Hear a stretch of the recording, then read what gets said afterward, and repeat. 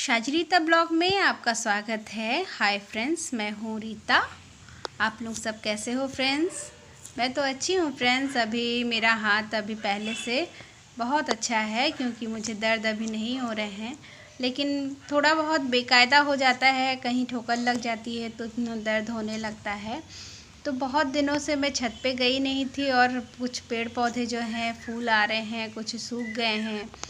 तो अभी मैं वेट कर रही हूँ, मेरा हाथ जब तक ठीक ना हो जाए तब तक इनका व्यवस्था नहीं कर पा रही हूँ। कुछ में वीड्स आ गए हैं, कुछ तो खिलते हैं, देख भी नहीं पाती हूँ। कभी छत पे जा रही हूँ, कभी नहीं जा पा रही हूँ।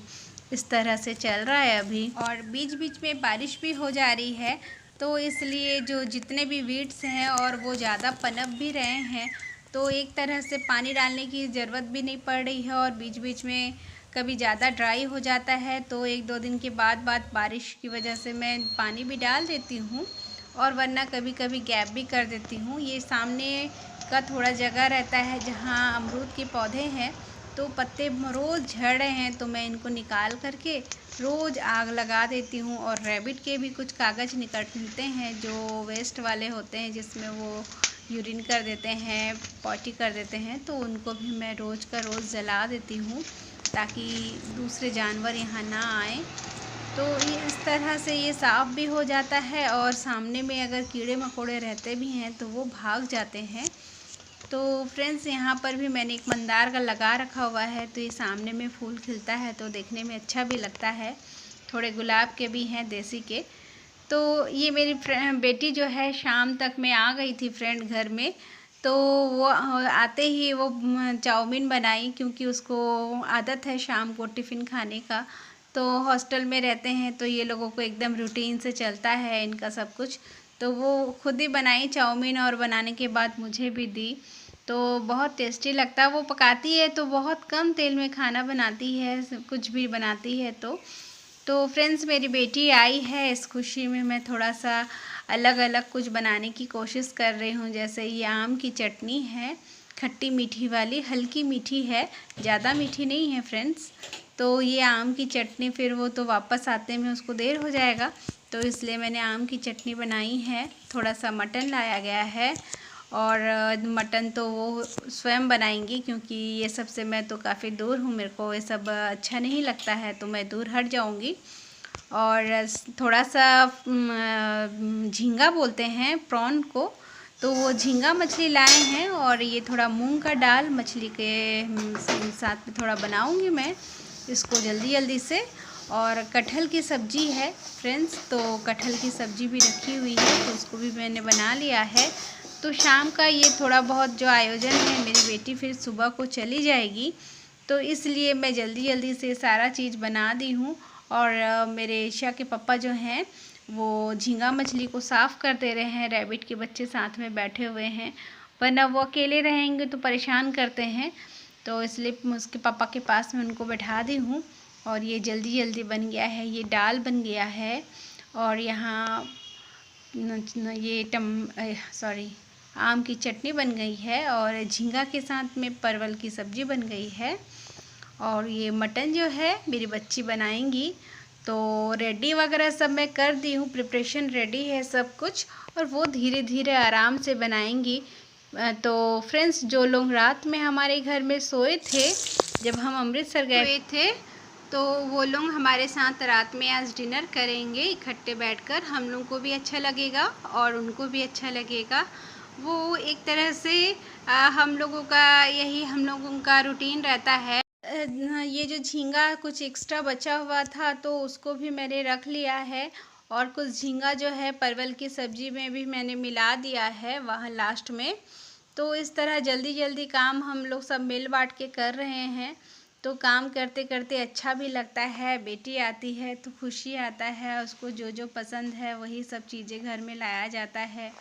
और हम दोनों तो हस्बैंड वाइफ को उतना पसंद भी नहीं है सब कुछ, और अभी उम्र भी हो रहा है, तो ये सब हम लोग थोड़ा अवॉइड भी करते हैं। लेकिन मेरी बेटी को ये सब बहुत पसंद है, तो इसलिए हम लोग ये सब बनाते हैं। जब वो आती है, थोड़ा थोड़ा ही सही, तो बनाने की कोशिश करते हैं। फ्रेंड्स, ईशा आती है तो घर में बहुत खुशियाँ आ जाता है, मुझे तो ऐसा लगता है, क्योंकि अभी वो 15 दिन और हैं उसके हॉस्टल के लाइफ। उसके बाद वो घर आ जाएगी और घर से ही उसका जाना आना शुरू हो जाएगा। तो अभी हम लोग हॉस्टल से उसका सामान भी लाने की तैयारी में लगे हुए हैं कि 1 सप्ताह के बाद में संडे को जब हम जाएंगे तो उसका सामान थोड़ा थोड़ा करके ले आएंगे हॉस्टल से। और हमेशा वो जब आती है तो हम उसको ले कर के मैं अपने राम प्रसाद कालीबाड़ी में जाती हूँ पूजा देने के लिए। और सुबह हो या शाम को हो तो मैं एक चक्कर ज़रूर लगा के आती हूँ। और जब ये वो रह जाती है संडे के दिन, अगर वो घर में रहती है तो मेरा पहला चॉइस रहता है कि मैं उसको शिमलागढ़ कालीबाड़ी में लेके जाऊँ, क्योंकि कालीबाड़ी में मैं उसको दर्शन करवाने अवश्य लेके जाती हूँ। जितना भी कष्ट हो हम लोग रोज़ उसको कोशिश करते हैं कि उसके आते ही शिमलागढ़ कालीबाड़ी लेके जाए। कालीबाड़ी में जाने से मेरा मन बहुत खुश हो जाता है। तो फ्रेंड्स, ये उषा ही मटन बना रही है। उसको मैंने सारे सब कुछ रेडी करके दे दिए हैं, मिक्सर में पेस्ट कर दिए हैं। और वो अपने प्रोसेस यूट्यूब से देख करके बनाती है या अपने मन से बनाती है, जैसे भी हो वो अपना खुद बना लेगी।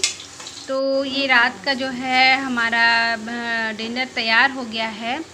ये मटन बनने से ही हो जाएगा। जो गेस्ट आने वाले हैं वो आ जाएंगे तो मैं खाना सर्व कर दूंगी।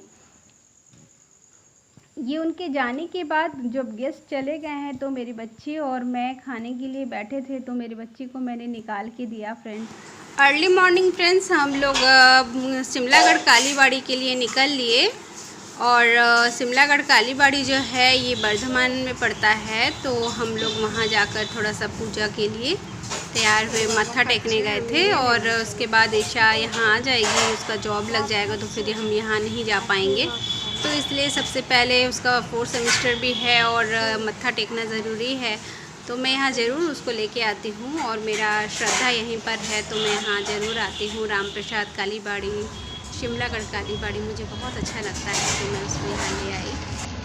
फ्रेंड्स, बच्चों की वजह से घर में बहुत खुशियाँ आती है। बच्चों को देखकर मन खुश हो जाता है। जब वो बहुत दिनों के बाद आती है तो मन वैसे भी खुश हो जाता है। चाहे बच्चों को छोड़ करके तो फ्रेंड्स एक भी दिन मन ही नहीं लगता है, लेकिन जब वो आती है तो घर में बहुत रौनक आ जाता है।